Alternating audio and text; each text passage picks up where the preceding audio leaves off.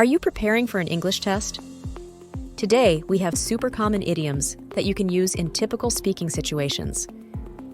If you're wondering why I am talking about idioms and the English speaking test, that's because your examiner will check if you can use idioms naturally and accurately. But before we dive in, subscribe to learn idioms daily here in IdiomIQ. First, we have the best of both worlds. This means enjoying the advantages of two different situations at the same time. We use this when someone can benefit from two different opportunities simultaneously, or when you get to experience two opportunities in your favor. For example, earning a great amount of money while doing a job you are passionate about. Example: working part-time and studying lets me have the best of both worlds. I get practical experience and education.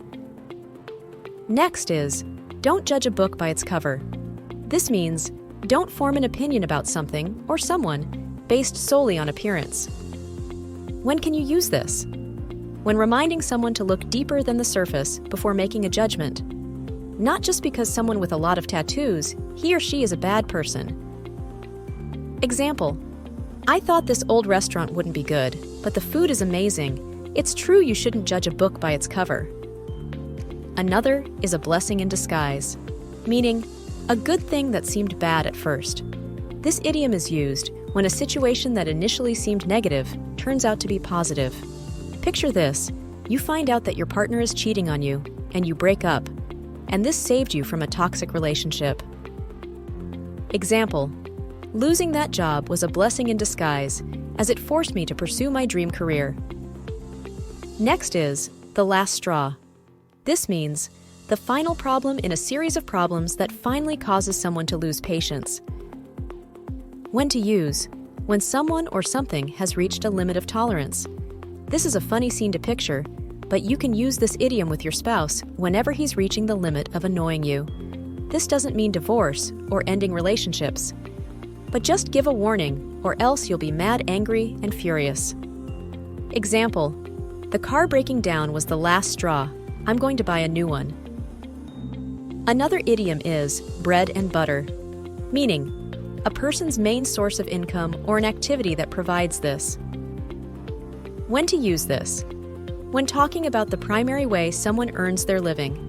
Simply, your money source. Example: teaching is my bread and butter. I couldn't imagine doing anything else. Next is in the heat of the moment. This means doing something impulsively during a moment of excitement or anger. Use this when someone acts without thinking during an intense situation, which most of us do when we are overwhelmed with our emotions. Example: I didn't mean to yell, it was just in the heat of the moment. Another is once in a blue moon. This means very rarely. When should you use this? When describing an event that happens infrequently. If you are a parent and your son/daughter cleans the room, which he/she never does, you can use this to describe the action. For example, I only go to the cinema once in a blue moon. Here's my question: do you practice English daily or just once in a blue moon? You might say, I don't have a partner to practice with. Remove that worry because your best practice partner is you. You just need a guide on how to do it properly. Now, you have the 5-day guide to English fluency for free to try. Be an independent learner and start your English fluency journey today. Let's continue. Another idiom is to have a sweet tooth. This means a love of sugary foods, like kids. When to use: when someone has a strong liking for sweet foods.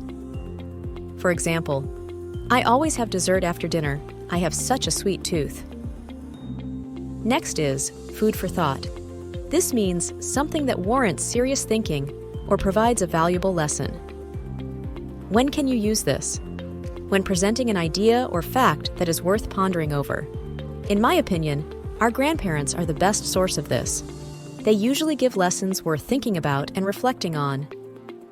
Example: her speech about climate change really gave me food for thought. And the last idiom is down to earth. This means practical, realistic, and friendly, not pretentious. When to use. When describing someone who is straightforward, humble, and easy to relate to. You can use this to describe someone who is kind. For example, despite his fame, he's very down-to-earth and easy to talk to. Practice, practice, practice. Watch this video not just once, but 7 times, and see the change in your English vocabulary. Subscribe and see you again tomorrow.